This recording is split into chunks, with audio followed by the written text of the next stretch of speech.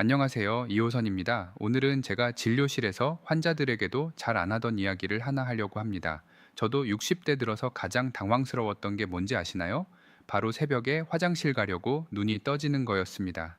나도 이제 늙었구나 싶어 자괴감까지 들더라고요. 혹시 여러분들도 오늘 새벽엔 어떠셨나요? 화장실 가려고 눈이 번쩍 떠지던가요? 아이고, 또 화장실이네 하면서 무거운 몸 일으켜서 다녀오셨죠? 그거 다녀오면 잠이 싹 달아나서 천장 보면서 날 밝을 때까지 뒤척이고 이거 겪어본 사람만 아는 고통이거든요. 근데 여러분, 이게 그냥 늙어서 방광이 약해진 거다. 이건 단순히 나이 탓이 아닙니다. 밤에 2번 이상 화장실 가는 것, 이건 여러분의 신장이 보내는 마지막 구조 신호입니다.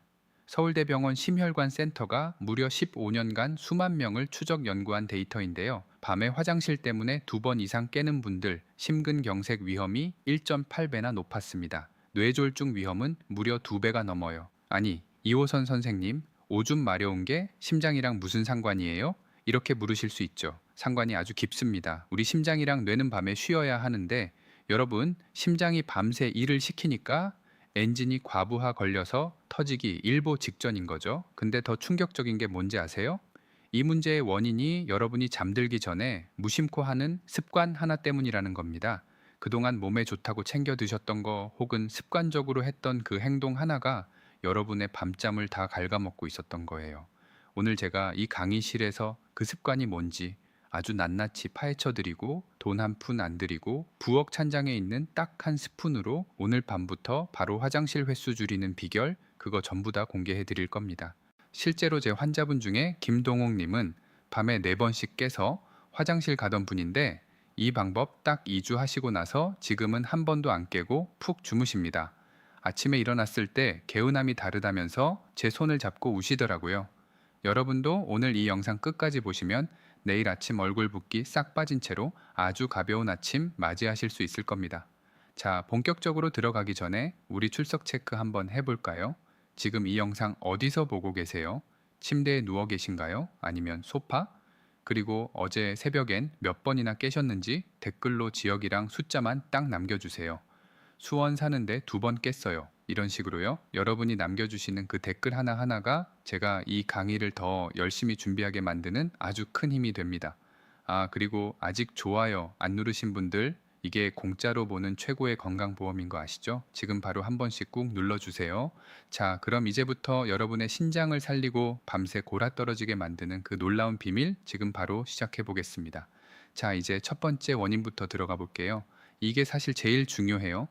여러분, 우리 몸에는 밤에 잠잘 때 자, 이제 밤이니까 소변 만들지 마 하고 명령을 내리는 공장이 하나 있습니다. 전문 용어로 항인요 호르몬이라고 하는데요. 이 공장장이 제대로 일을 해야 밤새 소변량이 딱 줄어들면서 우리가 아침까지 푹 잘 수 있는 거거든요. 그런데 문제는 이 공장도 나이를 먹는다는 거예요. 나이가 60대, 70대 넘어가면서 이 공장 목소리가 아주 작아집니다. 밤만 되면 소변을 만들어야 하나 말아야 하나 하고 자기 혼자 헷갈려 하는 거죠. 그러니까 밤새 소변 공장이 풀가동됩니다. 젊었을 땐 공장이 밤에 문을 딱 닫았는데 이제는 야간 근무를 밤새 하는 거예요. 이게 바로 여러분이 화장실 가려고 깨는 가장 근본적인 호르몬 노화 문제입니다. 근데 여기서 더 무서운 게 있어요. 단순히 소변만 많이 만드는 게 아니라 콩팥 자체가 밤새 일을 하니까 콩팥 미세혈관에 노폐물이 꽉꽉 들어찹니다. 신장이 밤에 좀 쉬어줘야 다음날 낮에 또 독소를 걸러낼 텐데 밤낮 없이 일을 하니까 신장이 지치겠죠? 그러면 어떻게 될까요? 나중에는 진짜 신부전증 같은 무서운 병으로 가는 지름길이 되는 겁니다. 여러분, 지금 밤에 자꾸 깨는 거 그냥 물 많이 마셔서 그래 하고 가볍게 넘길 일이 절대 아니라는 거예요. 여러분의 콩팥이 지금 과로사 직전이라고 주인님한테 계속 신호를 보내는 겁니다. 자, 그럼 첫 번째 원인은 이해되셨죠? 내 몸속 소변 공장이 나이 들어서 헷갈려 한다. 이걸 꼭 기억하셔야 합니다. 이제 두 번째 원인은 더 기가 막힙니다. 바로 여러분의 방광이 성질머리가 아주 고약해진 탓이에요. 우리 방광은 원래 느긋한 친구입니다. 소변이 종이컵으로 한 컵, 2컵 가득 찰 때까지는 꾹 잘 참거든요. 아직 멀었어. 주인님 더 자게 둬. 이러면서 버텨주는 게 정상이에요. 근데 이 방광이 나이를 먹고 예민해지기 시작하면 어떻게 되느냐? 소변이 반 컵도 안 찼는데 갑자기 뇌에다가 비상벨을 울립니다. 야, 큰일 났다. 당장 내보내야 해. 이러면서 난리를 치는 거죠. 잠결에 여러분은 어떻게 하겠어요? 깜짝 놀라서 눈이 번쩍 떠지죠. 부랴부랴 화장실로 달려갑니다. 근데 막상 가보면 어때요? 시원하게 콸콸 막 나오나요? 아니죠. 찔끔 나오고 마는 거예요. 갔다 오면 또 허무하잖아요. 겨우 이거 보려고 잠을 깼나 싶고. 이게 바로 방광이 예민해지는 과민성 방광 증상인데 사실 진짜 범인은 따로 있습니다. 바로 여러분의 혈당이에요. 아니, 당뇨도 없는데 무슨 혈당이냐고요? 우리가 자는 동안에도 몸은 에너지를 계속 씁니다. 근데 새벽 2시, 3시쯤 되면 혈당이 바닥을 치기 시작하거든요. 이때 우리 뇌는 비상사태라고 느낍니다. 에너지가 없으니까 몸을 깨워야겠는데 가장 만만한 방법이 뭔지 아세요? 바로 방광을 툭툭 건드리는 거예요. 야, 화장실 가고 싶지? 얼른 일어나. 뇌가 가짜 신호를 보내는 겁니다. 그러니까 여러분은 소변이 마려워서 깬 거라고 생각하시겠지만 사실은 뇌가 배고프고 힘들어서 여러분 잠을 강제로 깨운 거예요. 이거 정말 억울하지 않나요? 이런 분들은 화장실 다녀와도 심장이 괜히 두근거리고 정신이 또렷해져서 잠이 더 안 옵니다. 방광이 성격이 나빠진 게 아니라 여러분의 혈당이 널뛰기를 하니까 방광이 중간에서 고생을 하는 거죠. 자, 그럼 이제 마지막 세 번째 원인. 이건 아마 생각지도 못한 분들이 많을 텐데 우리 몸의 배수 시스템 문제예요. 여러분, 낮에 활동하실 때 보면 저녁쯤에 양말 자국이 쑥 패거나 신발이 꽉 끼는 분들 계시죠? 아이고, 오늘 많이 걸어서 부었네 하고 그냥 넘기셨을 거예요. 낮에는 중력 때문에 그 수분들이 다리 쪽으로 쏠려 있다가요. 밤에 침대에 딱 누우면 어떻게 될까요? 서 있을 땐 아래에 있던 물들이 누우면 다시 심장과 신장 쪽으로 슬금슬금 올라오기 시작합니다. 그러면 우리 신장은 깜짝 놀라는 거죠. 아니, 낮에는 조용하더니 밤에 왜 이렇게 물이 많이 들어와? 하면서 비상근무를 시작합니다. 밀려 들어온 수분을 빼내려고 밤새 소변을 열심히 만들어내는 거예요. 결국 다리가 부어 있던 분들은 그 부종이 빠지면서 소변이 되는 거라 화장실을 가고 싶어서 깨는 게 아니라 몸에 쌓인 물을 버리려고 깨는 겁니다. 자, 지금까지 세 가지 원인 다 들으셨죠? 첫째, 소변 공장이 졸고 있는 호르몬 문제. 둘째, 혈당이 널뛰어서 생기는 뇌의 착각. 셋째, 다리 부기가 소변으로 변하는 체액 문제. 이 세 가지가 합쳐지니까 여러분이 밤마다 화장실 가느라 지옥 같은 시간을 보내신 겁니다. 자, 이제 원인을 알았으니 우리가 그동안 얼마나 큰 실수를 하고 있었는지 한번 짚고 넘어가야 합니다. 제가 진료실에서 어르신들 뵈면 이호선 선생님, 저 콩팥 지키려고 이렇게까지 했어요 하시는데 오히려 콩팥을 낭떠러지로 밀어버리는 행동인 경우가 너무 많더라고요. 지금부터 말씀드릴 5가지는 우리 시니어분들이 믿고 있는 가짜 상식들입니다. 먼저 가장 많이 하시는 실수. 첫 번째, 밤에 화장실 가기 싫어서 물을 끊었어요 하시죠. 그런데 이게 왜 위험하냐면요. 우리 몸에 물이 부족해지면 소변이 아주 진해집니다. 농축된 소변은 방광벽을 날카롭게 찌르는 칼날과 같아요. 예민해진 방광은 이 독한 소변 당장 내보내 하고 뇌에 비상을 걸고 결국 화장실을 더 자주 가게 만듭니다. 실제 제 환자였던 70대 김동욱 어르신도 저녁에 물을 딱 끊으셨다가 야간뇨가 더 심해져서 오셨어요. 제가 식사 후 종이컵 1컵 정도는 드시라고 처방했더니 오히려 밤이 훨씬 편안해지셨습니다. 물은 적당히 드셔야 합니다. 잠들기 2시간 전까지만 줄이시면 돼요. 다음으로는 오후에 커피 입에도 안 되시는 분들 계시죠? 커피 속 카페인이 이뇨 작용을 하는 건 맞습니다. 하지만 커피보다 더 무서운 놈이 숨어 있어요.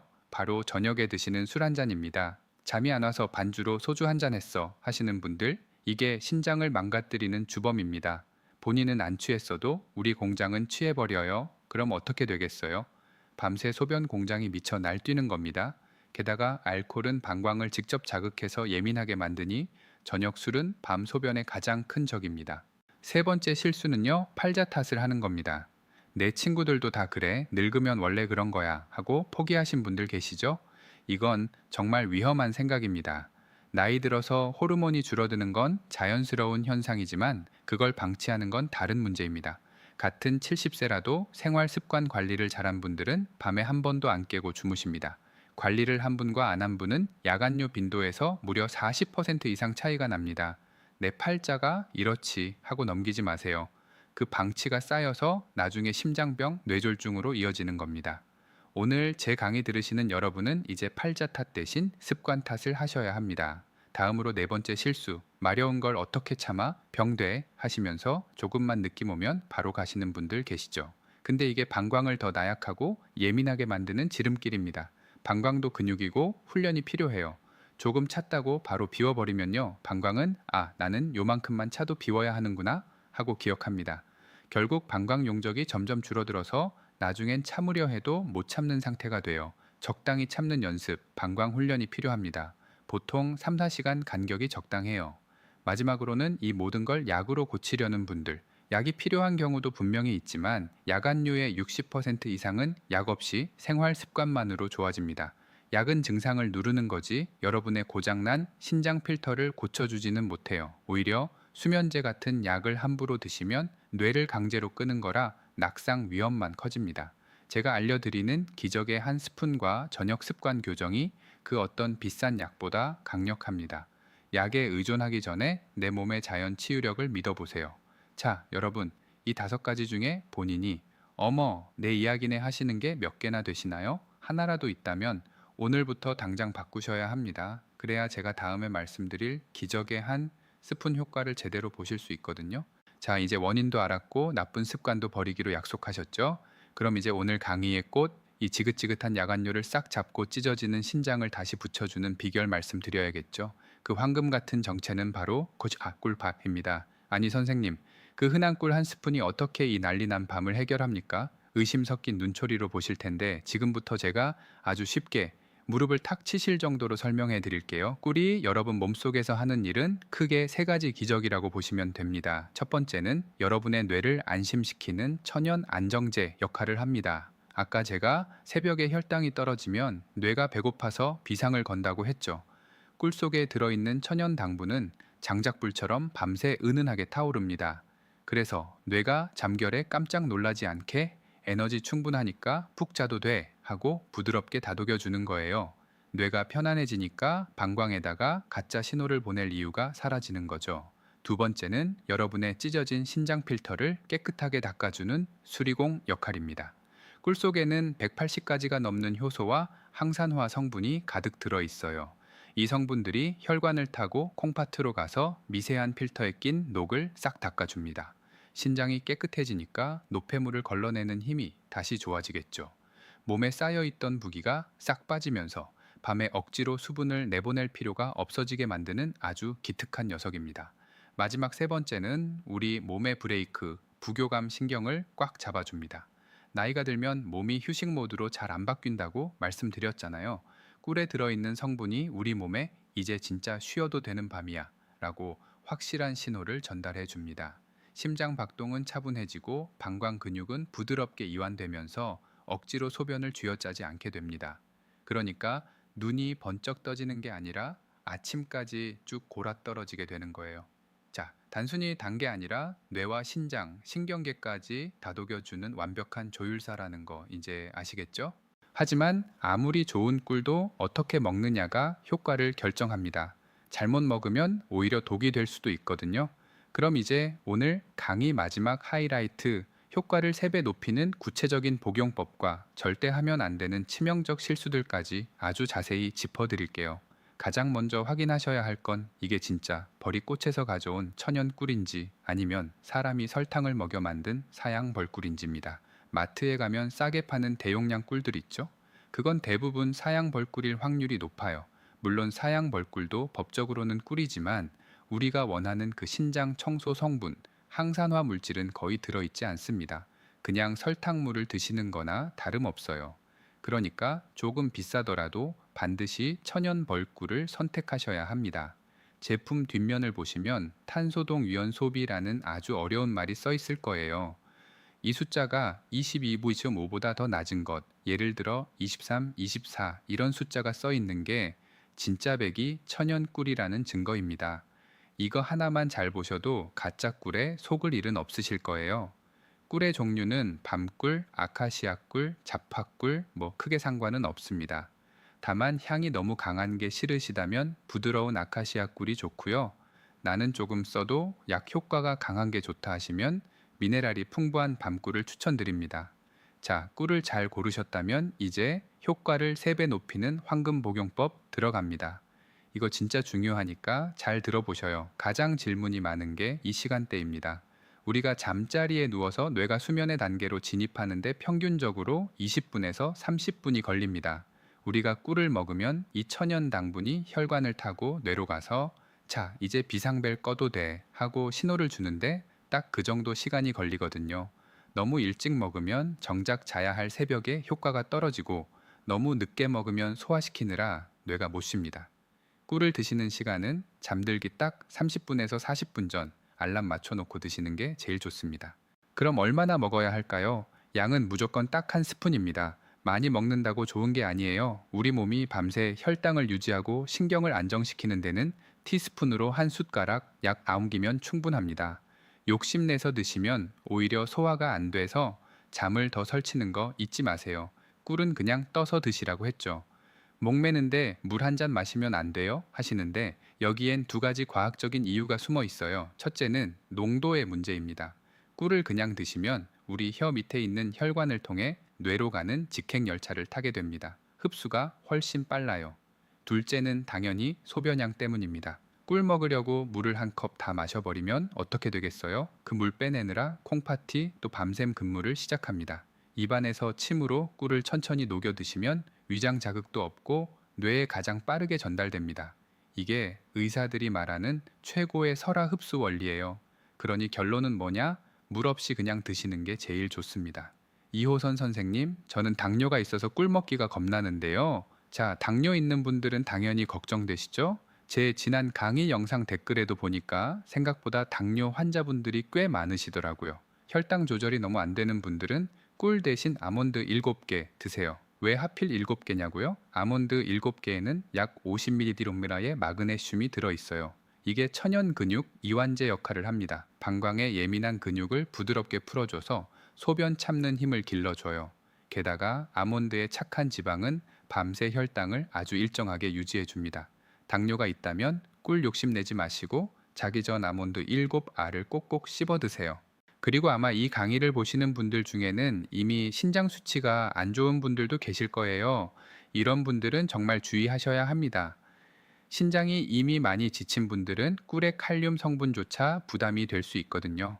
이런 분들은 양을 더 줄이셔야 합니다. 일반인들이 티스푼으로 드신다면 여러분은 그 절반만 드세요. 그리고 꿀 고르실 때 제가 아까 강조한 거 있죠? 사양벌꿀은 절대 안 됩니다. 첨가물이 들어간 꿀은 신장 필터를 더 막히게 해요. 반드시 탄소동 유연 소비가 확인된 천연 꿀을 고르시고 드신 다음 날 아침에 몸이 붓는지 꼭 체크하세요. 만약 더 붓는다면 양을 조절해야 한다는 신호입니다. 여기서 절대 하면 안 되는 실수. 꿀을 뜨거운 물에 팔팔 끓여 드시지 마세요. 60도가 넘어가면 꿀 속의 귀한 효소들이 다 죽어버려서 그냥 설탕물이 됩니다. 꼭 물에 타서 드시고 싶다면 미지근한 정도의 온도가 딱 좋습니다. 마지막으로 이게 효과가 있는지 어떻게 할까요? 제가 숙제를 하나 내드릴게요. 오늘 밤부터 소변 일기를 한번 써보세요. 어제는 3번 깼는데 오늘은 2번 깼네? 어라? 화장실 가도 양이 좀 늘었네? 이렇게 조금씩 변화가 오는 걸 눈으로 확인하면 우리 뇌는 더 안정감을 느낍니다. 보통 3일이면 몸이 좀 가볍네 싶고 2주면 어머 나 어제 한 번도 안 깼어 하는 기적이 일어납니다. 그 변화를 혼자만 알지 마시고 꼭 주변 분들과 나누세요. 어떠세요? 생각보다 아주 간단하죠? 이 작은 습관 하나가 여러분의 망가진 신장을 살리고 지옥 같던 밤 화장실을 멈춰줄 겁니다. 오늘 밤부터 바로 실천해 보시고 일주일, 2주일 뒤에 몸이 어떻게 달라졌는지 꼭 댓글로 자랑해 주세요. 자, 오늘 긴 시간 동안 저와 함께 우리 몸의 정수기, 신장을 살리고 야간뇨를 싹 잡는 법에 대해 공부하셨는데 어떠셨나요? 제가 늘 강조하지만 우리 몸은 정직합니다. 여러분이 그동안 몰라서 못 챙겨준 거지 이제 원리를 알고 신호를 읽기 시작했으니 여러분의 몸은 오늘 밤부터 달라지기 시작할 거예요. 우리 세대 정말 고생 많으셨잖아요. 자식들 키우고 먹고 사느라 내 몸 찢어지고 망가지는 줄도 모르고 앞만 보고 달려왔죠. 이제는 나 자신한테 좀 친절해지셔도 됩니다. 자기 전 그 꿀 한 스푼이 단순히 잠을 잘 오게 하는 게 아니라 그동안 고생한 내 몸아 이제 푹 쉬어라 하고 스스로에게 주는 가장 달콤한 선물이 될 거예요. 그렇게 밤새 신장이 쉬고 나면 내일 아침 여러분의 눈앞은 오늘보다 훨씬 맑아질 겁니다. 자, 오늘 배운 거 딱 2주만 실천해 보세요. 몸이 가벼워지면 혼자만 좋아하지 마시고 주변에 밤마다 화장실 들락거리는 친구분들께 이 영상 꼭 공유해 주시고요. 오늘 제 강의가 마음에 드셨다면 구독과 좋아요로 저를 응원해 주세요. 여러분의 그 응원 한 번이 제가 더 깊이 있는 연구 자료를 찾고 더 좋은 영상을 만드는 원동력이 됩니다. 댓글창에 오늘 밤부터 한 스푼 시작합니다 하고 다짐 한 줄씩만 남겨주셔도 좋고요. 제가 하나하나 다 읽어보고 여러분 건강해지시라고 진심으로 응원하겠습니다. 자, 오늘 강의는 여기서 마치겠습니다. 오늘 밤은 부디 화장실 걱정 없이 꿈도 안 꾸고 푹 주무시길 바랍니다. 지금까지 이호선이었습니다. 감사합니다.